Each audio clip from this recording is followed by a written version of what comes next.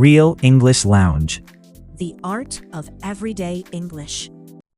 Can I ask you something a little awkward? Those are my favorite kinds of questions. Have you ever agreed to do something and then spent the next 3 days secretly wishing you'd said no? Oh, only about 100 times. Right? You smile, you say yes, and inside you're already exhausted. And the worst part is, you did it to yourself. Because you could have just said no. You could have just said no. Why is that so hard though? Because the moment someone asks, all the what-ifs start. What if they think I'm being difficult? What if they're upset with me? What if I'm being selfish? And none of those are actually about the request anymore. You're managing imaginary emotions in a conversation that hasn't even happened yet. And somehow, you're already losing that conversation. And you haven't even answered yet. That's setting boundaries. Welcome to Real English Lounge. I'm Ethan. And I'm Claire. Today, we're talking about saying no. Why it feels so hard. What happens when you keep saying yes, and the simple language that actually works. Before we start, subscribe on YouTube if this podcast is helping your English. Today's comment challenge. Tell us one situation where you said yes but meant no in English in the comments. Level check. This is B1 to B2. Real vocabulary for real conversations. Later we have the word tour. Today's words are boundary, assert, guilt, obligation, resentment, and decline. 6 words you'll actually use. Okay, so boundaries. Everyone's talking about them. Very therapy speak, isn't it? Very. Strip it back and it's actually simple. A boundary is just a limit, something you're willing to do or not willing to do. That's it. Simple in theory. And then someone actually asks you for something?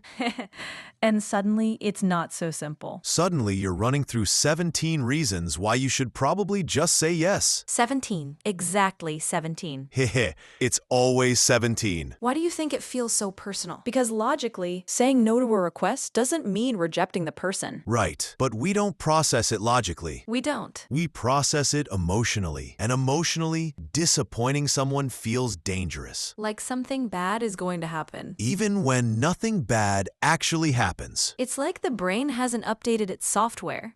Exactly. Running on very old programming. Where saying no to someone important Meant real consequences. And now it just means someone has to find another way to get their dry cleaning picked up. But the nervous system doesn't know that. The nervous system is still very worried about the dry cleaning. So here's something I've noticed. When people struggle with boundaries, it's usually not because they don't know what they want. They know immediately. Within about half a second.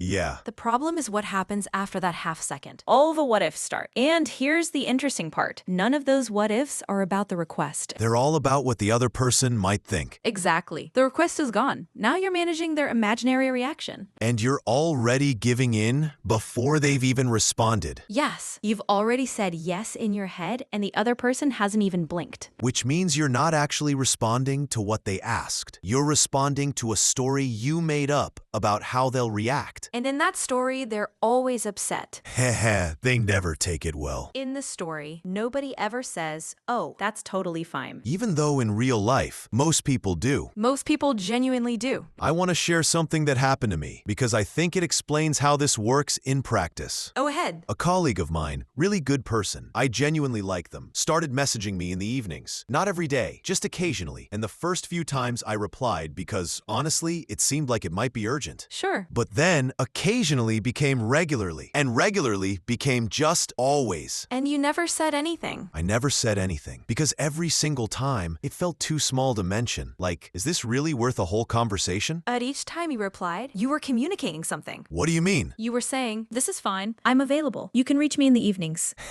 Without ever deciding to say that. Without ever deciding. And that's how most boundary problems start. Not with one big moment, with 100 small ones. That's genuinely uncomfortable to hear. I know, but it's also kind of freeing. If small choices built the problem, small choices can fix it. So what did you actually do? What did you do? Eventually, I just said something. Very simply. I mentioned that I don't usually check messages after 8, And could we keep work stuff to work hours unless something was urgent? How did they take it? Fine. Completely fine. Apologized immediately, and that was it. Because most people, when you tell them something clearly, they respond to what you actually said. Not the catastrophe I'd been imagining for months.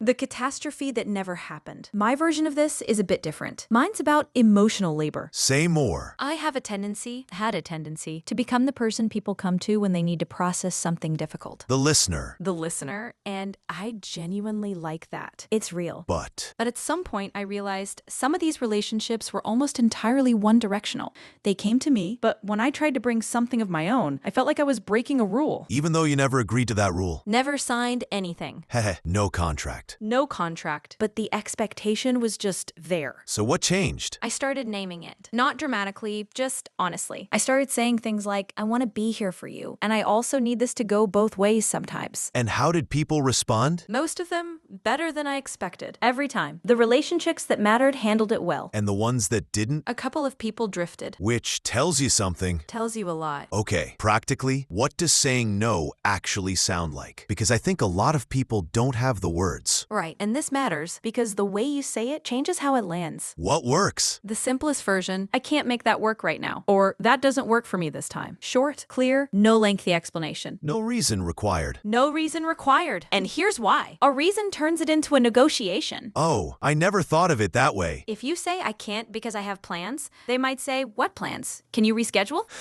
And now I'm defending myself. Now you're defending yourself. But if you just say it doesn't work for me, there's nothing to push back against. That's actually really useful. I know. I should have figured this out 10 years ago.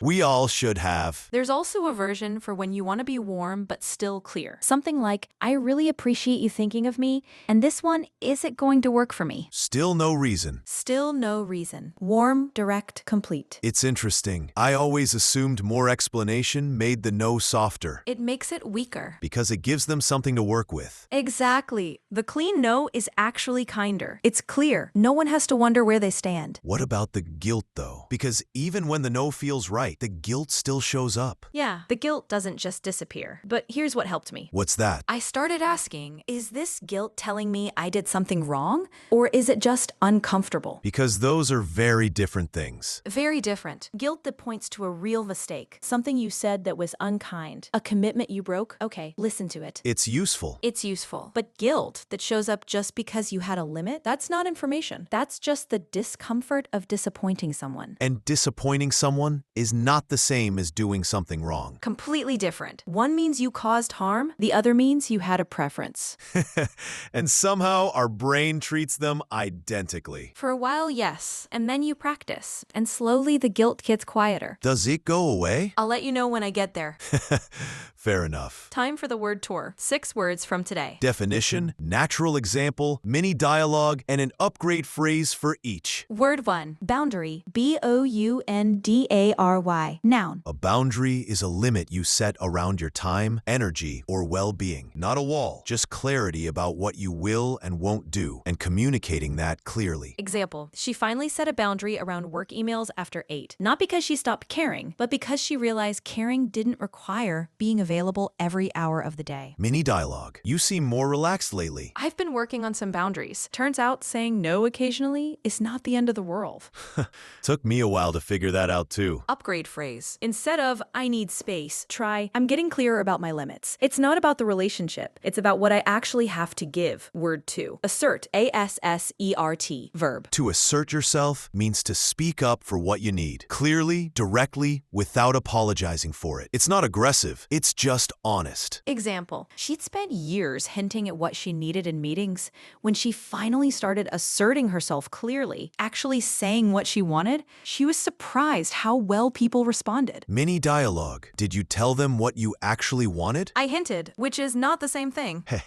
No, it really isn't. Upgrade phrase. Instead of I spoke up, try I asserted myself in that conversation. I said what I needed clearly instead of waiting for someone to guess. Word 3, guilt. G-U-I-L-T. Noun. Guilt is the feeling that you've done something wrong. It's useful when it points to a real mistake. It becomes a problem when it shows up every time you have a limit, as if having limits is a crime. Example. Every time she canceled plans, she felt guilty until she realized the guilt wasn't telling her she'd done something wrong. It was just the discomfort of disappointing someone. Different thing. Mini dialogue. I said no, and now I feel terrible. Did you actually do anything wrong? No, I just didn't want to go. Then what you're feeling is guilt without a cause. Your brain is treating a preference like a crime. When you put it like that, Upgrade phrase. Instead of I feel bad about it, try I'm noticing guilt, but I'm asking myself whether it's actually pointing to something I did wrong or whether I've just been conditioned to feel guilty for having needs. Word 4, obligation. O-B-L-I-G-A-T-I-O-N.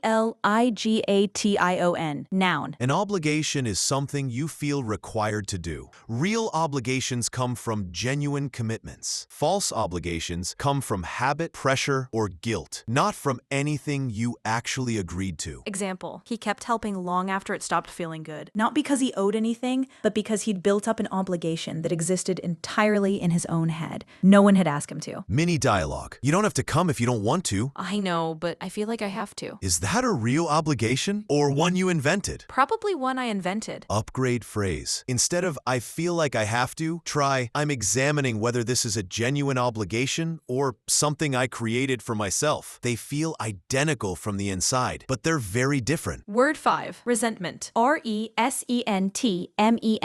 Noun. Resentment is bitterness that builds over time, usually when you've repeatedly done things you didn't want to do or when your limits haven't been respected. It's often the long-term cost of saying yes when you meant no. Example. The resentment he felt toward his team had nothing to do with them. It came from his own inability to say no, and they had no idea why he'd become so distant. Mini dialogue. You've seemed a bit off lately.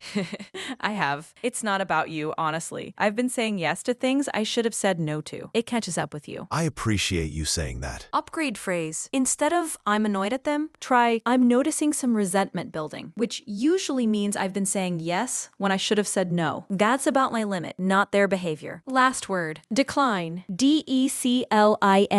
Verb. To decline means to politely refuse. An invitation, a request, an offer. It's more neutral than a direct no, which makes it useful in professional contexts or when you want to keep the tone warm. Example. She declined the invitation with a short, warm message. No lengthy explanation, no apology, just clear and kind. Mini dialogue. Are you coming to the event on Friday? I'm going to have to decline this time, but thank you for including me. Of course. Maybe next time. I'd love that. Upgrade phrase. Instead of I can't go, try I'm going to decline this time. Short, warm, complete. No explanation required. That's the word tour. Boundary, assert, guilt, obligation, resentment, decline. 6 words for conversations most of us have been avoiding. Let's close. We talked about why saying no is hard and why a lot of that difficulty is about a conversation that hasn't happened yet. We looked at how small yeses build expectations without you ever deciding to set them. And practically, you don't need a reason. It doesn't work for me is enough. A reason opens a negotiation. And the guilt, it's just the feeling of having a limit, not evidence that you did something wrong. Question of the week. Tell us one situation where you said yes but meant no. In English, one sentence in the comments. If this helped your English today, subscribe, give it a like, and share it with someone who needs to hear this. I'm Claire. I'm Ethan. The next time someone asks you for something you don't want to give, you're allowed to say no, clearly, kindly, without a 3-paragraph explanation.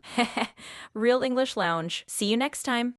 Your English journey doesn't end here. Keep listening, keep learning, and keep speaking. Choose your next conversation. We'll see you in the next episode of Real English Lounge.